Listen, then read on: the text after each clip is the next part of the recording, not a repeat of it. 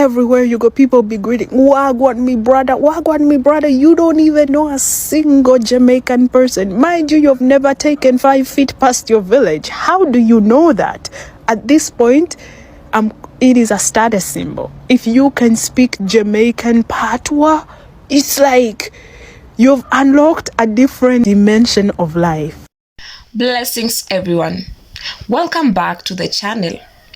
And if you are new here, thank you for passing through. I really appreciate every like, every comment, every share.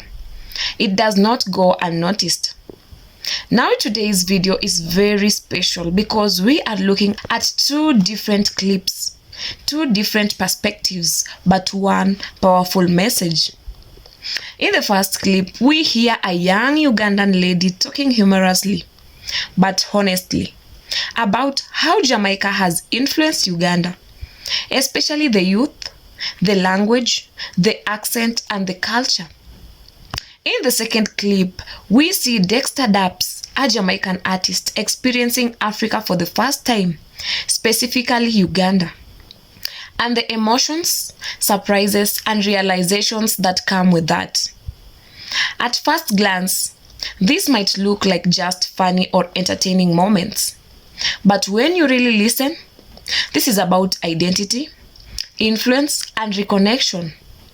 So let's break this down deeply. And I'm convinced that every country has at least one other country that they're obsessed with. Have you ever watched how Americans fold when they hear a British man speak with an accent? After that beans on toast scandal, I don't know about now, but let me tell you about my home countries. I'm convinced that when Ugandan boys hit puberty, they get a Jamaican accent as bonus. Buy 2 get 1 for free type of thing. Cannot even explain to you how their voices be cracking in broken patois better than the English they're forced to speak at school. Everywhere you go, people be greeting, Wagwan me brother, Wagwan me brother. You don't even know a single Jamaican person. Mind you, you've never taken 5 feet past your village. How do you know that? At this point, it is a status symbol. If you can speak Jamaican patois, it's like you've unlocked a different dimension of life. If they know even a single Jamaican person, oh my gosh, it is so bad. I can't explain to you how I was shocked, floored when I found out Jamaica is not part of Africa. Surprisingly, we don't even have a big population of Jamaicans now. Growing up, I knew maybe 1.5 because one was definitely Jamaican and the other one questionably Jamaican. I mean, just covered in Jamaican flag and had long dreads. Anyways, what's the country that your country is obsessed with? Or at least you think.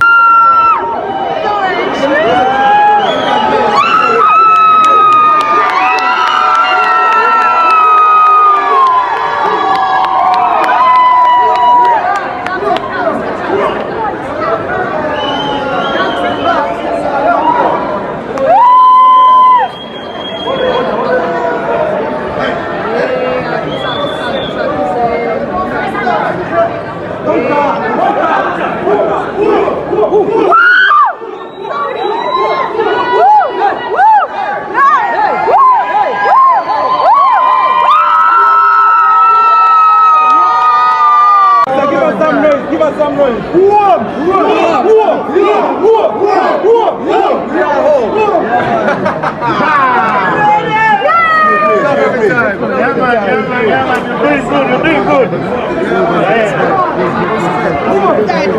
And all the way from Jamaica, all the way to Uganda, Dexter Daps! Yeah, Dexter, how are you, man? Yeah, man, thanks, yo, Uganda, yo, no make me want to cry, dog. Gonna stop it now, yo. Stop it now, man. Stop it now, Welcome man. so much to the city of Kampala, man. This is your first time in Uganda, isn't it? My first time in Africa. In Africa, man. And Uganda's the first place that he came to, man. And so, I want to find out from you. First of all, Dexter, how are you, man? How are you? Right. You're now, very... really good. Really good. Really good. I'm in a really good spirit, you know what I mean? Yeah. I'm in a really good space. I feel like the people in Uganda just make me feel really welcomed and comfortable. Now, let's go through this journey of you coming to Africa for the first time. Now, what is one thing that you heard about Africa that really surprised you? or you were preparing yourself for? I wasn't the welcome. The welcome. Yeah. You weren't ready for the I welcome. wasn't ready for that. You know what I'm saying? Now, once you reached the airport, I remember I was there. When you came out into the public and people had seen you, you took off your shoes. Yeah. Why did you take off your shoes? Come on, feel the ground, bro. Yeah, oh really? I want to feel the ground, Yeah. bro. I want to feel the ground. How did it feel? Ever since I always said, Yeah. whenever I come to Africa, it's the first thing I'm gonna do. Take my shoes off and feel the motherland, feel where I'm from.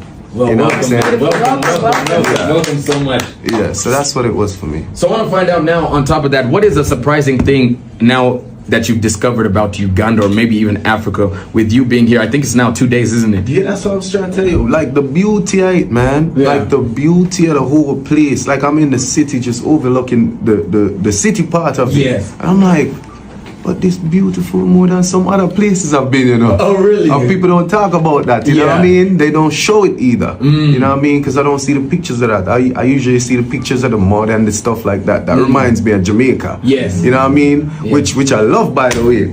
Because I'm passing through the towns now, I'm seeing the fowl in the coop, like the chickens, they selling them on the street. I'm like, Is it I'm like in Jamaica. Watch where I go on. This is a Rolex. Yeah. You like that? Watch it. This is a Rolex, not a watch. You hear? Let's roll. I'm going to sample this. The local food in Uganda. And make sure I sample this. And if it tastes good, never say. If it don't taste good, I say, nah. Jesus Christ, no.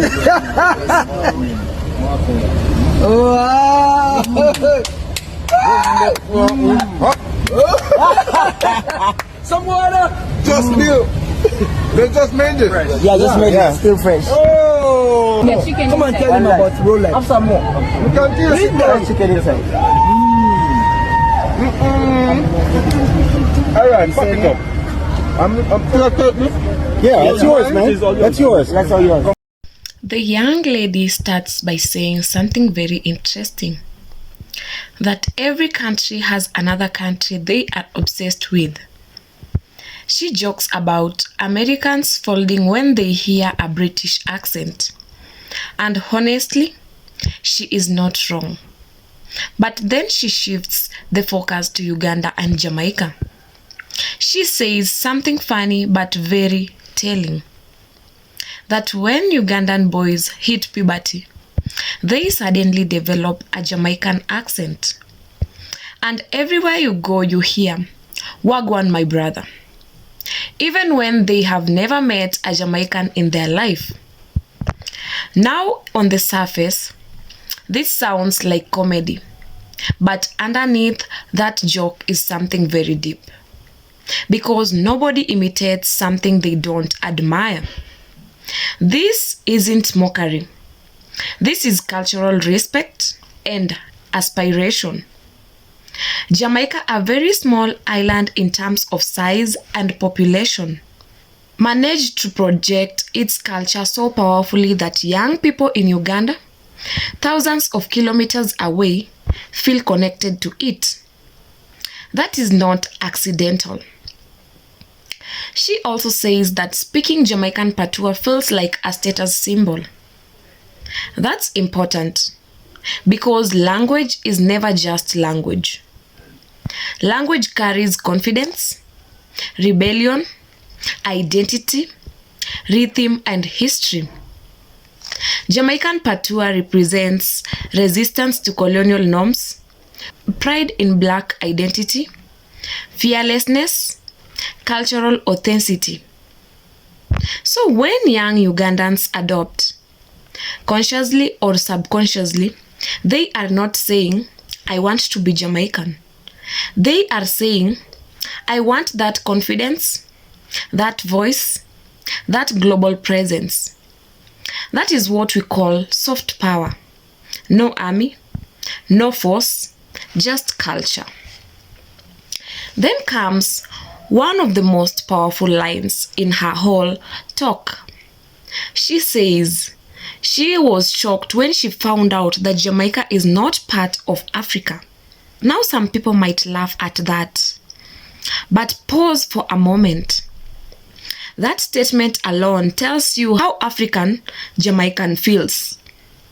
The music, the spirituality, the rhythm, the worldview. It feels African. So African that geography becomes secondary. That tells us something important.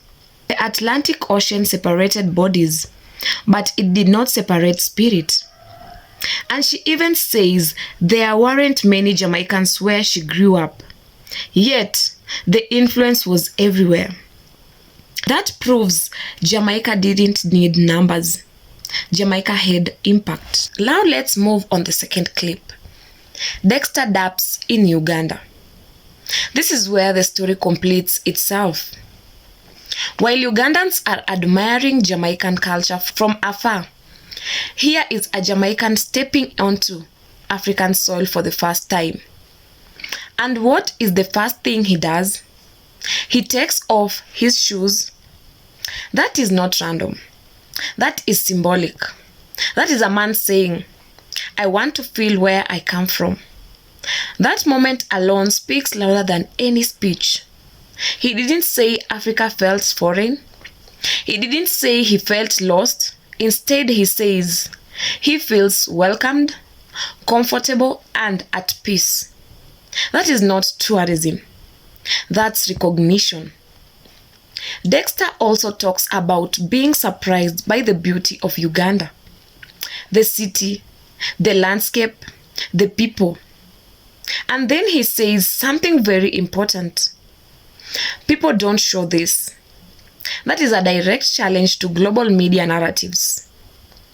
Africa is constantly shown as poor, broken, rural, and dependent. But here is a Jamaican artist saying, this place is beautiful, even more beautiful than some places I have been. And when he says parts of Uganda remind him of Jamaica, the towns, the food, the street life, that's when it becomes clear. This is not two different worlds.